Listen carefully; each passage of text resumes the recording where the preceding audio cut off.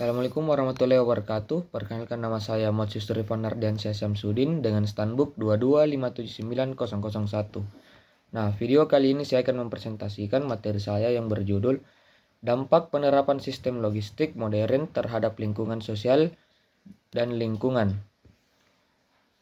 Kita masuk ke pokok pembahasannya. Di sini ada yang pertama itu definisi sistem logistik modern. Yang kedua, karakteristik utama dari sistem logistik. Yang ketiga, dampak penerapan sistem logistik modern terhadap lingkungan. Yang keempat, dampak penerapan sistem logistik modern terhadap sosial. Baik, kita langsung masuk ke materi pertama. Definisi sistem logistik. Sistem logistik modern adalah pendekatan terintegrasi untuk mengelola pergerakan barang, informasi, dan sumber daya dari titik asal ke satu titik konsumsi dengan menggunakan teknologi dan metode manajemen terbaru. Tujuan utamanya adalah meningkatkan efisiensi, efektivitas, dan fleksibilitas dalam rantai pasokan. Itulah materi pertama. Kita masuk ke materi kedua. Karakteristik utama dari sistem logistik modern, teknologi informasi dan komunikasi. Penggunaan perangkat lunak manajemen rantai pasokan, sistem pelacakan GPS, Internet of Things, dan Big Data untuk meningkatkan visibilitas dan kontrol atas pergerakan barang. Berikutnya, otomatisasi dan robotika.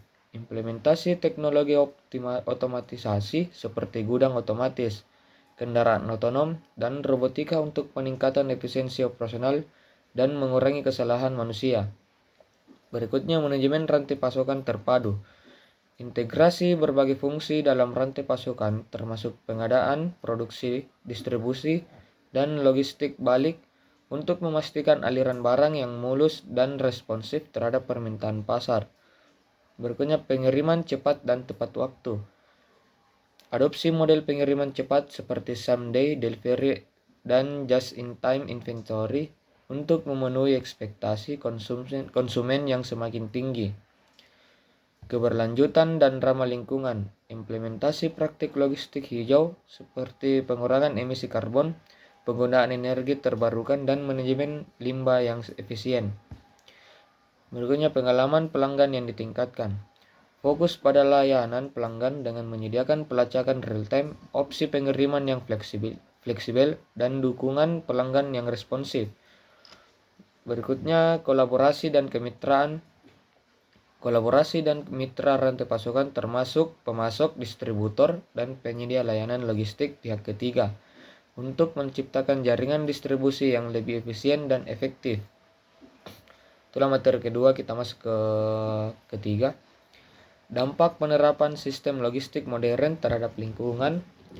Di sini ada terbagi dua, dampak positif dan dampak negatif. Di dampak positif, pengurangan emisi karbon. Penggunaan kendaraan listrik dan hibrida untuk distribusi, optimasi rute, pengiriman untuk mengurangi jarak tempuh dan konsumsi bahan bakar. Berikutnya, efisiensi energi. Penggunaan teknologi manajemen energi di gudang dan pusat distribusi. Implementasi sistem pencahayaan dan pendingin yang hemat energi. Berikutnya, pengurangan limbah. Manajemen inventory yang lebih baik untuk mengurangi kelebihan stok dan pemborosan pengguna kemasan yang dapat didaur ulang dan material ramah lingkungan. Berikutnya, transportasi multimodal. Integrasi berbagai moda transportasi, kereta api atau kapal atau truk yang lebih efisien dalam penggunaan bahan bakar. Pemanfaatan transportasi rel yang lebih ramah lingkungan dibanding dengan truk. Berikutnya, penggunaan energi terbarukan. Penerapan energi surya dan angin di fasilitas logistik. Investasi dalam infrastruktur hijau seperti bangunan dengan sertifikasi LEED. Itulah dari dampak positif. Di dampak negatif yaitu yang pertama, jejak karbon tinggi dari infrastruktur. Pembangunan fasilitas logistik besar-besaran dapat menyebabkan deforestasi dan perubahan penggunaan lahan. Perubahan manufaktur dan konstruksi dapat menghasilkan emisi karbon yang lebih signifikan. Berikutnya, limbah elektronik. Peningkatan penggunaan teknologi dan perangkat elektronik dapat menghasilkan limbah elektronik yang perlu dikelola dengan baik. Berikutnya, polusi udara dan kebisingan. Meskipun ada upaya untuk mengurangi emisi, kendaraan pengiriman tetap berkontribusi terhadap polusi udara dan kebisingan, terutama di daerah perkotaan. Berikutnya, konsumsi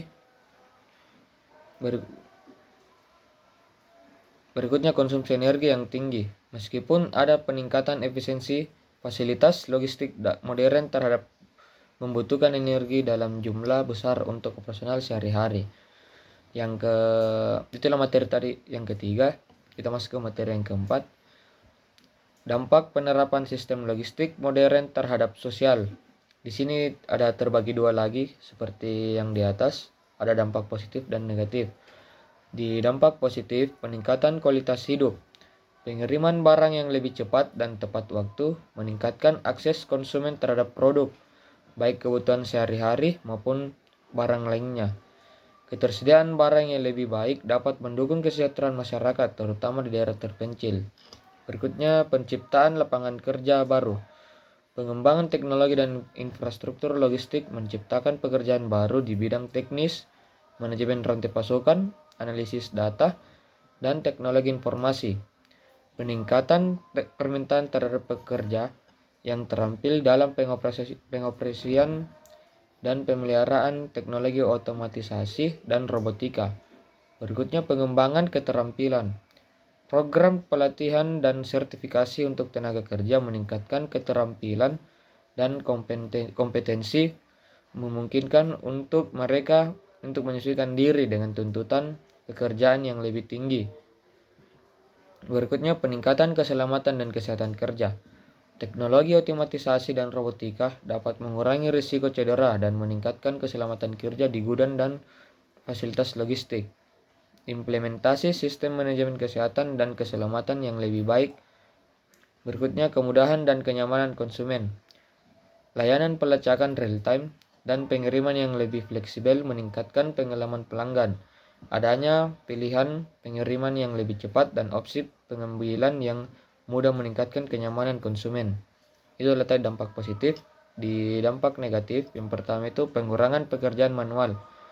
Otomatisasi dan digitalisasi dapat mengurangi kebutuhan dan tenaga kerja manual yang dapat menyebabkan pengangguran atau ketidakstabilan pekerja bagi pekerja kurang terampil. Pekerja yang tidak memiliki keterampilan digital mungkin kesulitan untuk beradaptasi. Berikutnya, tekanan kerja. Peningkatan permintaan pengiriman cepat dapat menyebabkan tekanan kerja yang tinggi bagi pekerja logistik seperti pengemudi dan staf gudang. Target produksi dan distribusi yang ketat dapat meningkatkan stres dan menurunkan kesejahteraan pekerja. Berikutnya, ketimpangan akses teknologi.